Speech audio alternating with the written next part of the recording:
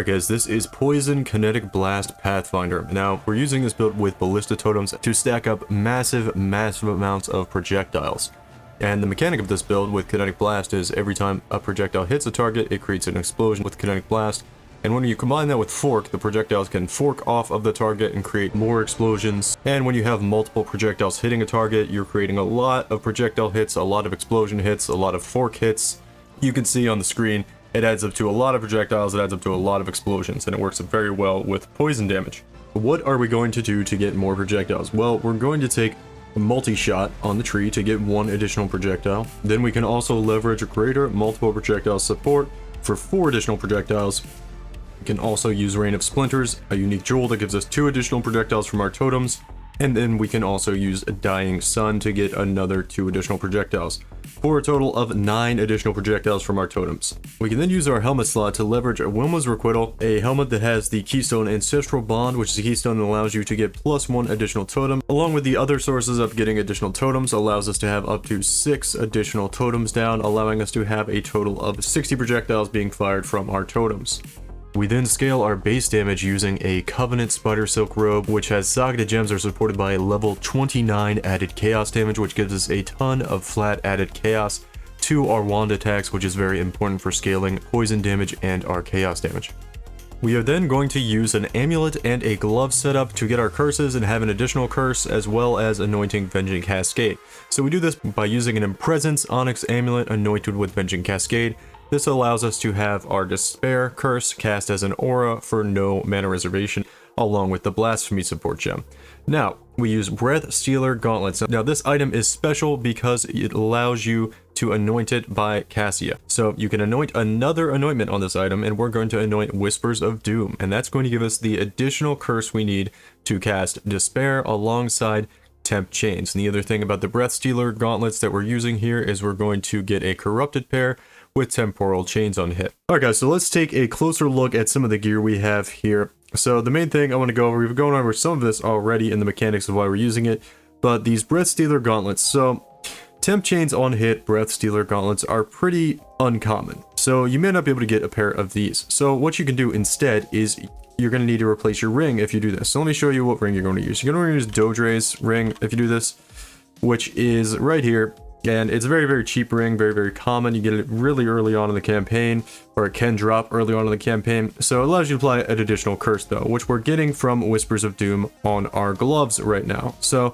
you swap out the Circle of Nostalgia for a Dodre's, and then you could just use Asenaths here to give you Temp Chains on hit. You could use any type of glove that are corrupted with Temp Chains on hit with the implicit to get Temp Chains on hit as well, and you also have your additional curse allowing your Impresence to still work with Despair and Temp Chains from your gloves. That's how you work around that. Some other things we can talk about, you could have a helmet enchant. The best helmet enchant would probably be Kinetic Blast has a chance to do an additional explosion, which would be massive, but there was no Wilmas with that enchant anywhere on the trade. Not even online, not even offline. So there's none that exist right now. You could pay a lab runner and do it for you if you want to play this build and kind of min-max it. We should talk about the prices of some of these pieces of gear as well. So I think I got the Breath Stealers for about a Divine with the Temp Chains on hit, and Whispers of Doom sent it about Divine and a half to 2 Divines. This Circle of Nostalgia I believe was 1 Divine as well. The Wilmas I think was like 50C. It did have a nice accuracy roll. Maybe it was closer to Divine. Let's say 100C for that. The Impresence Amulet, this was also like 100C with the Venging Cascade anointment. Let's say that's probably a Divine. And then this Fractured Chaos Res ring was probably just like, I don't know, you could probably get one of these for like 50C and then craft it. This isn't even that nice of a ring. And then this belt, this is just a tri-res belt with no life on it, crafted life mod, not that good. This Leper's Alms shield is a very cheap shield. It has a pretty useless Crucible tree on it, which is why I don't have anything anointed on it. I actually had to unallocate this one by going into Crucible PN because of this reduced mana regeneration rate was actually worse for my build. So I have absolutely nothing on this tree. Then the boots, these boots are just Fractured Life with some resistance and then a crafted movement speed mod, nothing special there. Those are probably like 50C. The belt was probably like 50C as well. I don't think I mentioned it, but the main thing I wanted to talk about here was the wand. So let's look at the Crucible tree for the wand first. The most important thing is getting this 10% increased effective withered, and this flat chaos damage is really good. Mainly the withered effect. Chaos damage is nice too. So you want to have that if you go and try to put a Crucible tree on your wand. This is only a 3 node wand on the tree. And then you have some attack speed. Attack speed is really good. If you get higher attack speed, that's great. Chance to gain a frenzy charge and killed, also really good. And then this reduced attribute requirements is not really that great, but it actually does help a little bit because the wand typically has a high amount of intelligence. And as you can see here, our intelligence is high right now, but it's usually not that high. So it can help to have some of that. I think I had to actually allocate this point here to get more intelligence. So we're usually around closer to 200 intelligence, so maybe even less than that. Yeah, it can help to have that on the wand, but it's not very impactful. Anyway, let's talk about how to craft this one. So I started out, I spent a lot of currency crafting this one. You don't need to spend a lot of currency crafting your wand. I started out with the Fractured Chaos Dot multi wand. You can do that, you can not do that. It doesn't really matter that much. It is very helpful to have that Chaos Dot multi, but at the end of the day, the build's going to feel fine for mapping regardless. So let's talk about the roles in the wand. So what you do here is you take Essence of Envy, Deafening Essence of Envy for the prefixes. You spam that until you hit, hopefully, tier 1 flat physical damage. You could go with tier 2, you could go with tier 3, it doesn't really matter. It depends on what your budget is. Right? Okay, so now after you do that, you want to do a prefixes cannot be changed, and then go either buy an Ashling or use a Veiled Chaos. You probably want to do an Ashling because you're probably going to fill up your prefixes if you don't. And you don't want to fill up your prefixes. You either want to hit the Veiled mod to be a prefix, or hit the Veiled mod to be a suffix and not fill up your prefixes. So you might want to use an Ashling to do that. Anyway, you can get the wand base. I think I got this one for like a divine or two, and then I crafted with the essences. Probably would cost you around, I don't know, a few divines and essences. So we're up to like, I don't know, 3, 4, 5 divines, I guess, and essences. And then you have to do the hard part. Prefixes cannot be changed. 2 divines, and then an Ashling, probably around 3 divines. So that's about, I don't know, 10 divines on the wand to craft the wand. And then you have to do a Crucible tree. So pretty much one of the most expensive items on the build, but everything else is probably going to total to be about 10 divines total. Maybe a little bit more than that. It's probably about a 25 divine build in the end. 20 to 25. It depends though. You could get a lot cheaper wand and it would still probably feel fine for mapping, which is primarily what you want to do with it. So up to you on how far you want to go on the budget. The wand is going to be the most expensive thing to craft. If you want to make it cheaper, just use a Veiled Chaos.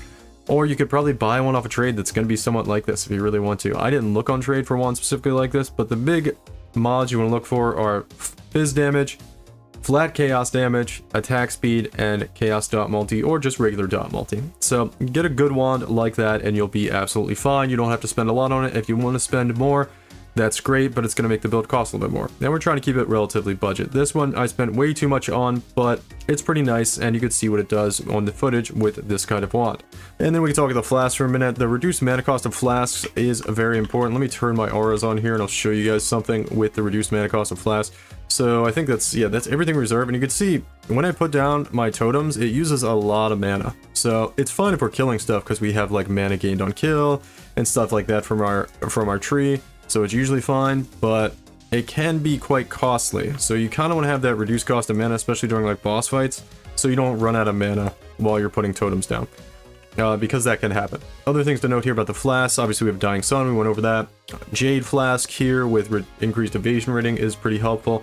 And then this increased elemental resistances. We're trying to use some Pathfinder tech to where we have some nodes that are helping us not run out of flash charges ever, but you can see it does happen still. But I am capping my res using the Flasks with this additional elemental resistances during effect. So that's kind of important, and we kind of don't want to run out of flash charges and end up in a situation where our res is not capped and we're only on 27 lightning res. So just be aware that I've capped my res that way. You don't have to do it like that. You could like just replace this ring with a ring that gives res, get a little more res on this ring, stuff like that, and you'll probably be fine. But that's what I've done with it. You could also get not chaos resistance roll on your boots and go with an elemental resistance roll, so you have capped elemental resistances, maybe your chaos res is a little bit lower. It's up to you what to do there. That's how I've set it up, but just know that I am capping my res on this build using a Flask, and that's because I'm primarily doing mapping on this build. It's an extremely good mapper, and it's really fun to do maps on. I don't think you should really take it into boss fights for the most part anyway. But yeah, just know that's how I'm capping my res, and if you don't have all your Flasks up all the time, your res are not going to be capped on the build with the way I currently have it set up, which isn't a problem usually. It's really not. You can invest into some more flash charges gained kind of stuff, like here.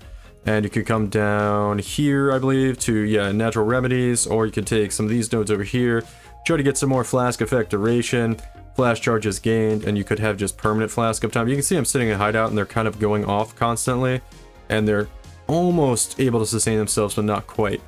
So if you invest a little bit more into that, you can have your flask fully sustained. Up to you if you want to do that or not. If you're just mapping, it's going to be fine. You're going to be killing plenty of monsters, getting plenty of flash charges, and it's not going to be an issue, I guarantee it. That's about it for the gear. Changes you can make. We can take a look at the jewels real quick. The jewels I have are not anything special. I was using this to try it out, which I would definitely recommend if you want to go full investment on the build and do 2 additional projectiles from Deadeye with endless munitions, but just know these are really expensive. They're probably about 4 times the cost of the entire build. So they're like 80 divines to grab these. I did it because it was really fun, blasting like a whole bunch of projectiles with these. I think we have like 12 projectiles fired with those. So it's really fun and it's really good, but is it worth the cost? For a cost to performance ratio perspective, definitely not.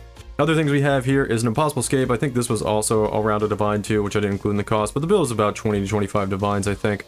And then you can come up here and see what we're getting with it. You don't need this stuff either if you don't want to spend the currency on the extra divine on that impossible escape. This is 20% aura effect, which is pretty big for our damage. And then we just grabbed melding here too, because it's 7% max life with 3% energy shield, which is kind of nice. And then the rest of the stuff we just have like an energy shield jewel here with some resist. I don't think the other jewels are really notable at all. This was just corrupted blood immunity with some life. And then I think we had one more. Oh, and this is our Rain of Splinters. So that's our jewel setup that we have. Yeah, that was all of them.